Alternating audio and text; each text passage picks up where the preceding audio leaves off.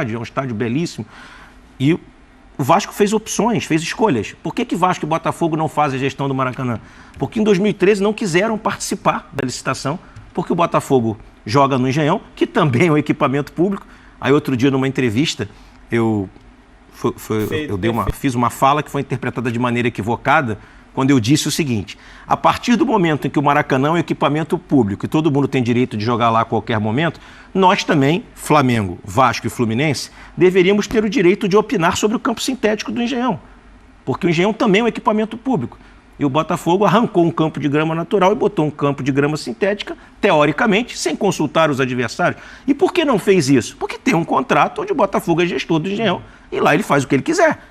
Então ele foi lá e colocou o campo de grama sintética. Mas é um equipamento público. Deveríamos ter o direito de opinar. As pessoas começaram a dizer que eu era contra o gramado sintético e etc, etc. Você é contra ou não? Sou contra. Mas não foi por isso que eu falei. O que eu quis dizer é o seguinte: o Botafogo tem o direito de colocar, colocou e ninguém se insurgiu contra isso. Em nenhum momento a gente se insurgiu, nem se insurgirá, porque o estádio é gerido pelo Botafogo. A gente, quando aluga o Engenhão para jogar, a gente joga lá com os escudos do Botafogo. Com a arquibancada pintada com as cores do Botafogo. E o Engenhão é um equipamento público, é da Prefeitura do Rio de Janeiro. Então a gente poderia também ir à Justiça e dizer: olha, eu quero jogar no Engenhão e meter o escudo do Fluminense, porque é um equipamento público. Por que a gente nunca fez isso? Porque a gente entende que existe um contrato a ser respeitado.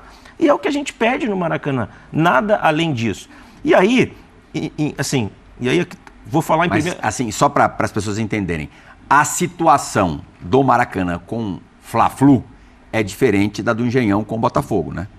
Não é diferente, assim, a discussão que vai se ter, porque, não houve uma licitação, é uma TPU, é uma situação precária, a discussão aí, com todo respeito, isso aí é juridiquês.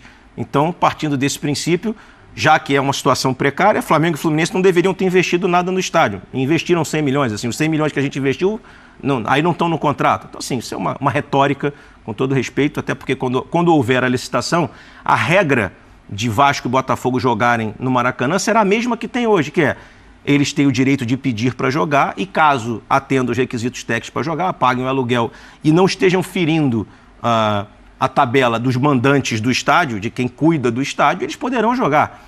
E aí, assim, para fazer uma pontuação aqui, até para deixar muito claro que não há nada contra o Vasco, nem contra o Botafogo, muito pelo contrário, e aí são coisas que eu nunca disse, vou dizer aqui a primeira vez.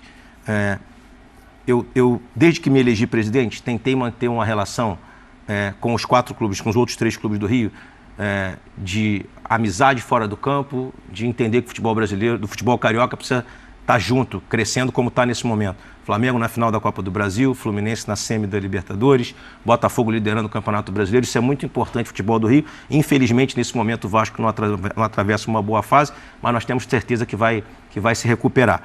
Mas assim, eu tentei manter essa relação. Quando o Vasco e Botafogo caíram para a 2ª divisão no meu primeiro ano de gestão, a primeira coisa que eu fiz foi ligar para os 2 presidentes, tá?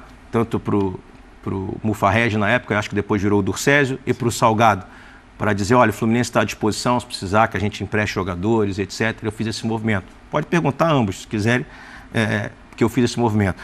Quando o Vasco precisou levar o Nenê para lá, o Salgado me ligou, falou: poxa, a gente precisa muito do Nenê aqui para ajudar a gente na Série B e etc.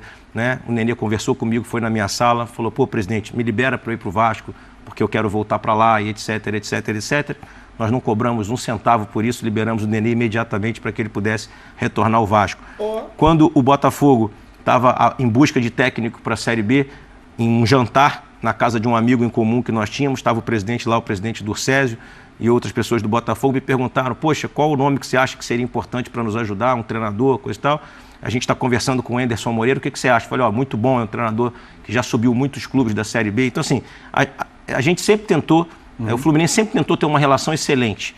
E para finalizar essa história, eu tive um almoço com o Salgado e com a aquiescência, né, e com a concordância do Landim, comentei com o Landim, falei: vou almoçar com o Salgado. A gente almoçou num restaurante no Leblon, no Rio de Janeiro, isso há, 2 anos atrás, talvez, onde eu disse para ele: Salgado, não há nenhuma animosidade contra o Vasco, não há nenhum problema, nós apenas precisamos respeitar o contrato, respeitar as condições técnicas do campo, e ninguém aqui é louco.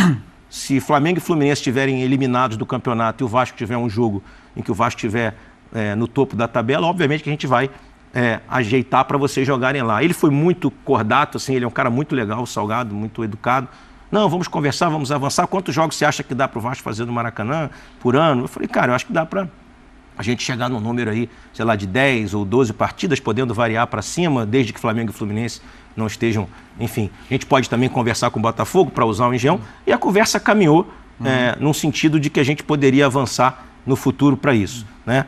Até que nós tivemos um encontro coincidente na CBF, eu, o Landim e o Osório, né, que é vice-presidente do Vasco, e aí nesse dia nós colocamos 2 datas à disposição do Vasco, isso na Série B do ano passado, um jogo contra o Guarani e um outro jogo que eu não me recordo, quando ele nos disse assim, esse jogo não é maracanizável. Aí eu falei, como assim o jogo não é maracanizável? Ele falou, não, a gente quer jogar jogos maracanizáveis, jogos não maracanizáveis a gente joga em São Januário. Aí eu falei, entendi então o conceito, a gente se arrebenta lá na pandemia, segurou o estádio na pandemia, a gente joga quarta-feira de noite jogos do Campeonato Estadual que são deficitários, a gente custeia o estádio. Aí você fica jogando em São Januário nos jogos que você acha que você vai ter prejuízo no Maracanã. Aí quando você quer um jogo que você acha que você vai encher, você joga no Maracanã porque ele é um jogo maracanizado. É isso? Ele falou, lógico, eu não vou jogar um jogo para ter prejuízo no Maracanã. Foi aí que a chave virou? Não, a chave não virou aí não. Aí se concretizou na nossa cabeça o fato de que nós somos os gestores do estádio, passamos todas as agruras para manter o estádio de pé. Aliás, o Maracanã só está aí sendo utilizado e funcionando porque tem 2 clubes que ficaram no Maracanã durante esse período todo jogando. Perfeito. Porque se o Botafogo jogasse São Januário, no Engenhão, o Vasco São Januário, e Flamengo e Fluminense jogassem em outro estádio, o Maracanã talvez tivesse virado uma outra coisa, né? Então, assim, pós-Copa do Mundo, Flamengo e Fluminense mantiveram o estádio de pé, que é o estádio mais famoso do mundo, mas que aqui também não é uma crítica, mas é uma constatação. O Vasco optou em jogar uma Libertadores da América inteira em 98 em São Januário. Jogou contra Grêmio, contra Cruzeiro, jogou a final, contra River Plate, jogou a final lá. Jogou a final contra o São Caetano em São Januário. Só foi para o Maracanã depois porque a grade desabou. Então, assim, como outro dia eu fui criticado pelo 90-10. Não, você fez 90-10 no Clássico. Quem inventou o 90-10 de Clássico do Rio de Janeiro foi o Vasco. Assim, o primeiro Clássico 90-10 de torcida no Rio de Janeiro é 1995, Vasco e Fluminense. O Vasco mandou o jogo São Januário e meteu 10% da nossa torcida lá. É o primeiro Clássico na história de 90-10 no Rio de Janeiro. Então, quem criou a regra de 90-10 foi o Vasco. E aí virou uma regra do Campeonato Brasileiro, só para vocês saberem, justamente porque o Vasco passou a jogar os clássicos São Januário. Para a gente arrematar Maracanã, se você é contra gramado sintético e pelo menos Flamengo e Fluminense vão continuar jogando frequentemente no estádio, qual é a solução para o gramado? A solução é a gente conseguir ter menos jogos do que tem, e é por isso que semana passada o Fluminense jogou contra o Fortaleza em Volta Redonda, né? E o Flamengo também tirou seus jogos de lá. Para lembrar vocês, em 2022... que gramadinho do Raulino de Oliveira. Também estava ruim, só que a gente não tinha mais prazo e precisava da concordância do Fortaleza também para jogar em outro estado, então a gente acabou optando por jogar lá porque é uma logística mais fácil para nós, é mais perto do Rio, mas estava bem ruim também. Mas só para você entender, a gente, no ano passado, talvez você se recorde, Fluminense jogou os 2 jogos da pré-Libertadores, um em São Januário e outro no Engenhão, porque tirou os jogos do Maracanã para preservar o gramado. Então imagine você que o Fluminense é gestor do estádio, junto com o Flamengo, ou seja, os clubes investem ali.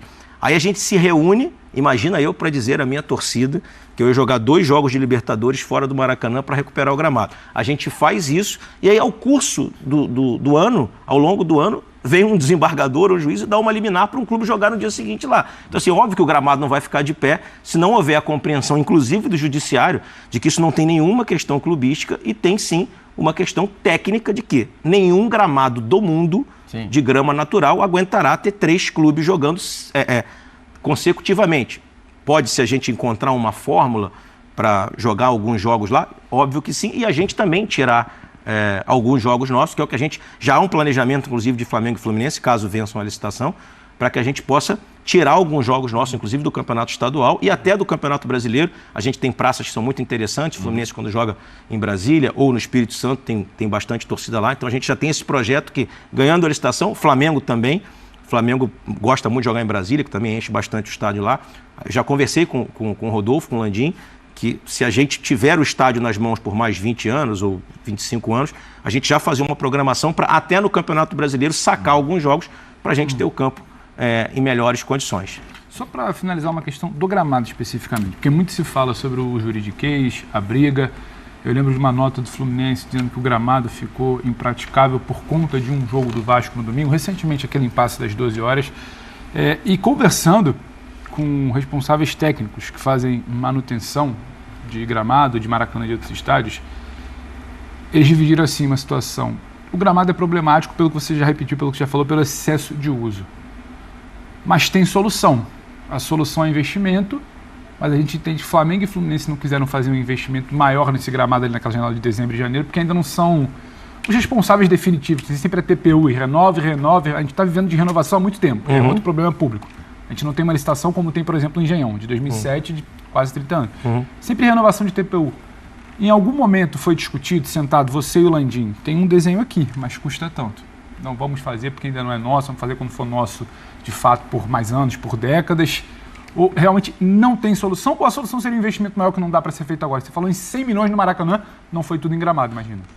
Pedro, ser muito transparente, como poderia dizer tranquilamente a você que o motivo foi esse, não há motivo, não, nós gastamos, salvo engano, 5 milhões de reais no gramado no ano passado. Foi o valor que eu tinha ouvido, mas poderia ser maior. Não, botamos um gramado igual ao do Corinthians. O gramado que hoje tem no Maracanã... 2,5? É igual ao do Corinthians. Mas 2,5 Fluminense, 2,5 Flamengo? Não, porque como é que funciona assim? A gente não tira o estádio não distribui lucro, e também a gente não tira do bolso. Depois de bilheteria. Tá. Na verdade, o estádio tem um fluxo Entendi. do estádio, tá? E assim, nós não podemos retirar nada de lá. Assim. Nós não retiramos para o nosso caixa, tudo é investido no estádio. Entendi. E eu posso garantir que esses 100... O gasto foi esse, 5 milhões? Foram 5 milhões de reais, tá? Botamos um gramado igual ao do Corinthians. O Maracanã tem outros problemas, que talvez as pessoas não tenham coragem de dizer, que são problemas históricos, de posicionamento da construção do estádio na época que não se preocupava. Questão do sol. Exatamente. Onde bate o sol. É a questão de... na esquerda ali das cabines. Exatamente. É a questão de não bater sol, diferente das arenas atuais que já foram construídas, projetadas pensando na luz do sol. O estádio foi feito em 1950 e não se... a grama era... A cobertura era outra também. A cobertura era outra. Então, assim, tudo isso afeta na manutenção do gramado. Então, o que os nossos engenheiros agrônomos nos dizem lá é a melhor coisa para recuperar